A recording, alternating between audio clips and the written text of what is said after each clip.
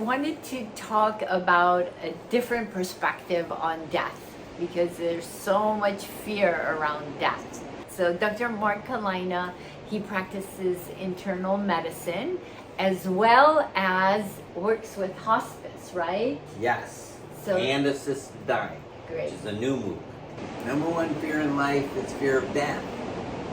And I believe that when you don't fear death, then you can really enjoy your life.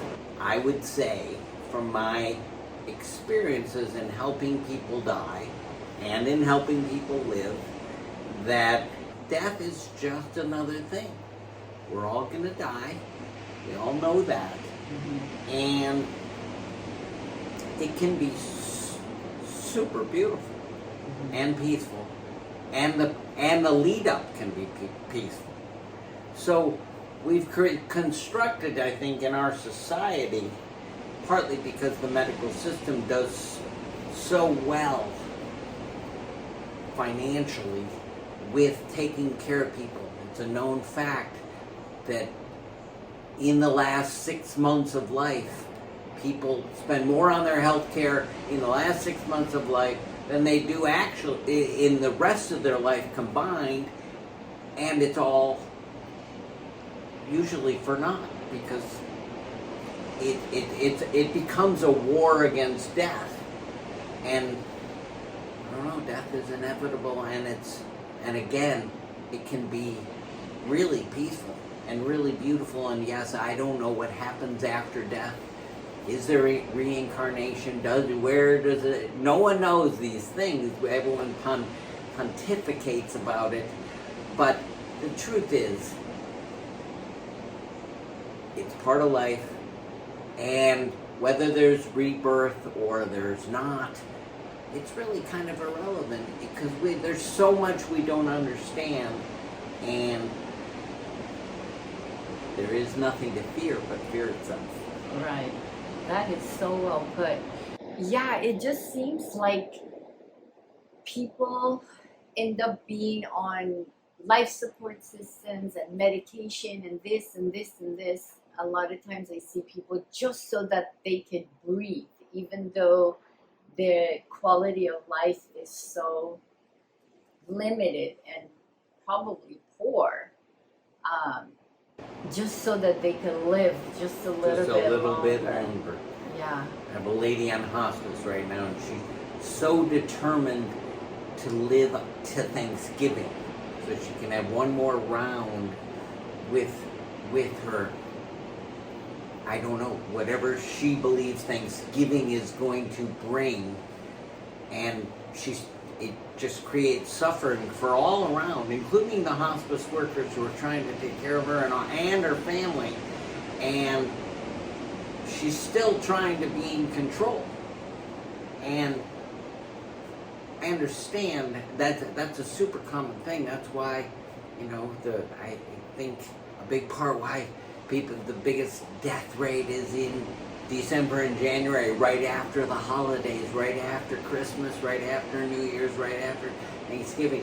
And people hold on. People want that because people crave love, connection, family, unity, and they're still clinging to it all the way to the end of life. And I understand all those things are beautiful. I mean, that is what's important in life, is love, connection, family, everything. Yeah. And the clinging and the wanting it to go on a couple more because of a date, Thanksgiving, a Thursday in November that somebody decided is the day we give thanks as opposed to all the other days when we don't. I know. That's insane. That is just flat out. Thanksgiving's insane. I mean, I'm sorry, gobble, gobble, gobble, and right, I mean, that we have to laugh at how crazy we all are, and right, because every day really is Thanksgiving, and every day is Christmas, and every day is Easter, and every day is Passover, and whatever tradition you are, whatever tradition guides your way, it's all the same. Yeah. Where all the traditions are the same. Life is about love. Forgiveness needs to be the way because we're all crazy and get so wound up. And if you want to have a relationship, you got to do it inside, and you got to forgive, and then forgive again. Right. It's a chaotic world, and it doesn't have to be that. And all I can say is, in those moments before death, seeing my wife, seeing hospice patients as they transition in that peaceful space, whether it's right before death or in the moments during life when people do actually surrender to the majesty of this life, it's so beautiful, and everybody knows it. And whether you want to talk about near-death experiences, the people who come back from those, which I believe in that, and I believe they have seen the other side, and everybody knows it's good. Yeah. I don't know what it is, but it's good over there on the other side. There really is nothing to fear.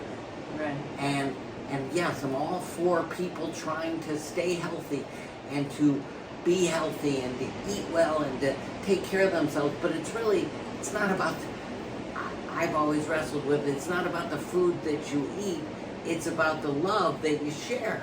Right. But you can share that love any day. Any day. You can make any day Thanksgiving. Why doesn't this lady have everybody come and have a Thanksgiving today? I don't know. Yeah. I don't know. It's because so I think weird I think in this lady's case, and I think she's a really good example, because she generates so much frustration around her. But the truth is, she's not really dying. She just is using the act of dying to get love, and that's what a lot of people do. Right. Use sickness and death as a way to finally get that love. Yeah. Humans are complicated because we want connection, we want Thanksgiving, we want to get together, we look forward to it, and then once we get there, a lot of people don't even appreciate a lot of things. Like, we find things that are wrong with it, how people annoy us, and then it's like this constant not accepting things as they are and wanting things to be a little bit different, and appreciating things when we lose them. Like, why not just appreciate today? Right. Everything's a miracle. Yeah. Every day. Yeah. I'm not saying I got that, I remember that, but the truth is, and we all know this, I mean, this body's a miracle, this life's a miracle, everything's a miracle. How come we're the only one in the whole cosmos where there's human beings and there's life? This kind of life. This is a friggin' miracle. Right. Whether there are other places in the cosmos that have this, but bottom line is, this life is a miracle. And we get to live this. Yeah. And it's okay that it will end. Yeah. Because it may not actually end. It may go on, or it may just end. I don't know what the answer is. It's in the appreciation of now. We could die at any moment. We all could die. Everyone. A good friend of mine just was in a car accident. He could die. Yeah. We could all die at any moment. Right. Whether it's from a cancer or a car accident or someone murdering us, it's just always possible. And to live with that appreciation, that's my favorite thing, is live with looking over your shoulder at death. Could be gone.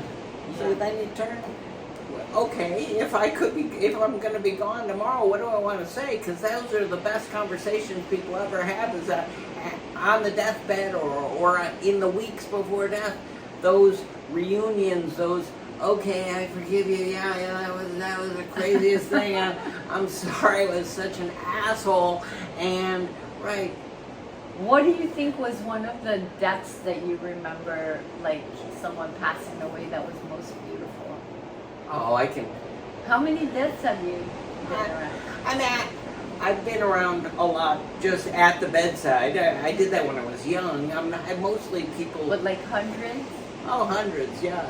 I mean, I was involved in the AIDS era, at UC, when in my residency, we all, you know, in the 89 to 92 was my time, and young men were dying like flies.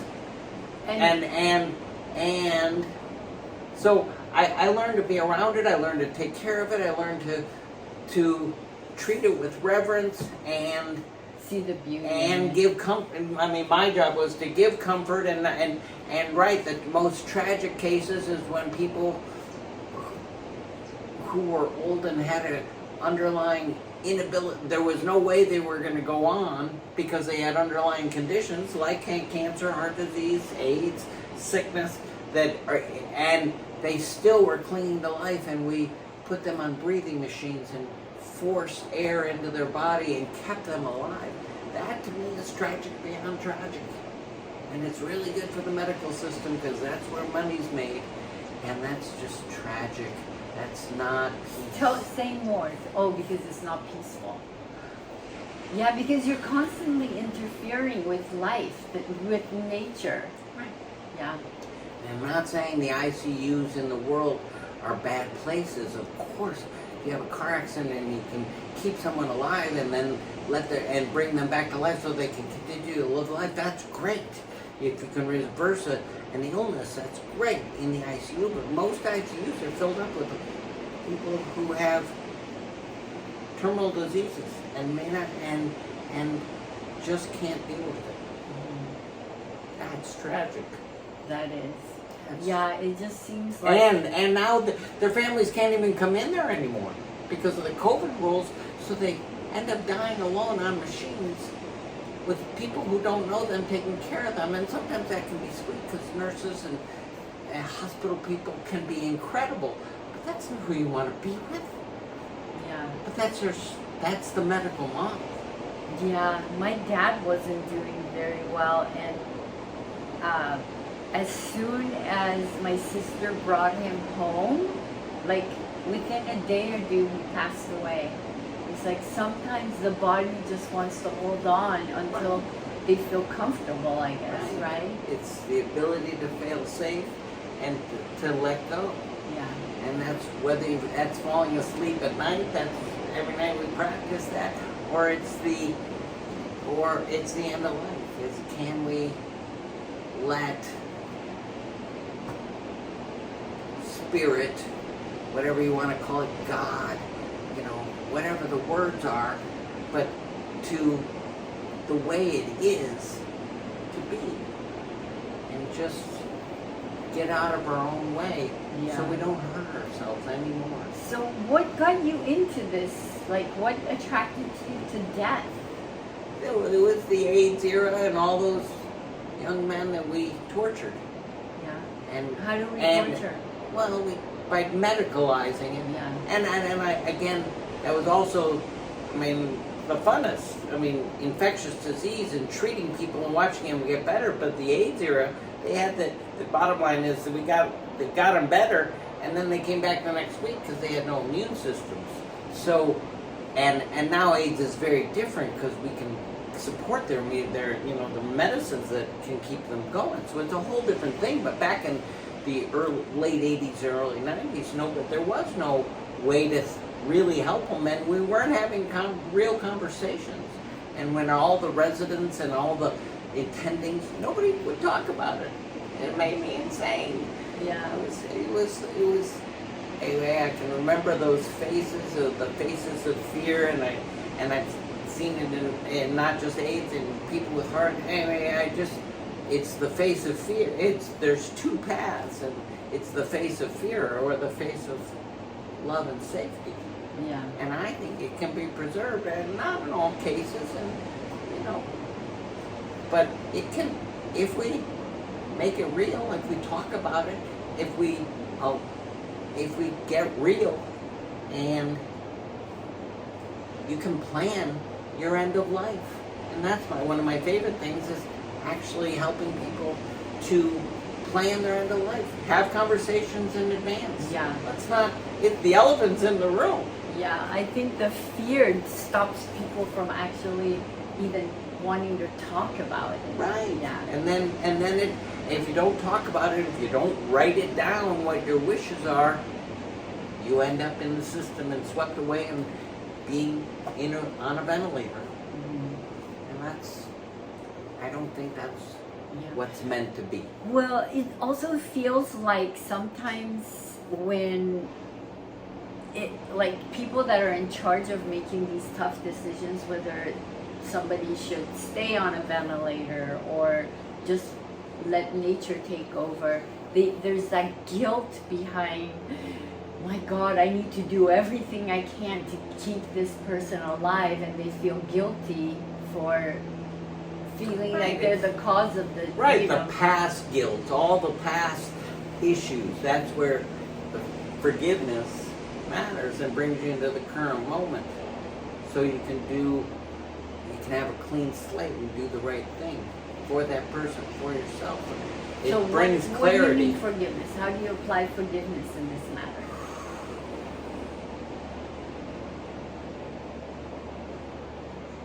I think people cling to life because they have unresolved issues and an inability to talk about these things, and then they cling to life as a way to cope or compensate for the fact that they didn't live.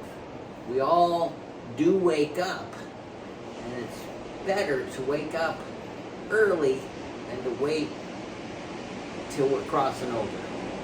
Right. And we have that opportunity. There's lots of ways to do it. So one last question. You said that the laws are changing. How are they changing? Well, there's assisted dying now in California, Oregon, Vermont, and Colorado, Washington State, and I mean it's spreading all across the United States. So you can choose when you want to die, basically. You have to have a medical condition to do assisted dying, but so that's how the laws are changing. I mean, bottom line is you don't have to keep going on. We've always had, or since the 1970s, had hospice, which is designed to shift to comfort care as opposed to aggressive medical care. When you've chosen to let go, choose comfort and peace rather than aggressively. And that's always a dance in the medical world and when the right time is. But the law, I mean, bottom line is there's a higher awareness, I would say, that death is part of life, and we can help you do this better. Right. But you got to be able to have a conversation. And make a choice. And make a plan. Yeah. Hey, right, it's a choice and then a plan. Right. And those things are on the internet. I mean, you can do mydirectives.com. I mean, you can plan the end of your life. Right. And it's not about being in control, because that's, of course, the great illusion that we think we can be in control, and you actually can, all the way to the end of life. Yeah. And so there are mechanisms to stay in control, and it's really not about the being in control, it's about the letting go of control, but it's way more conscious, it happens better when we're conscious and make a plan to deal with this thing that is absolutely out of our control. And 100% is going to happen. I don't know anybody who got out alive. I don't think anybody does. They didn't. Thank you. Thank you.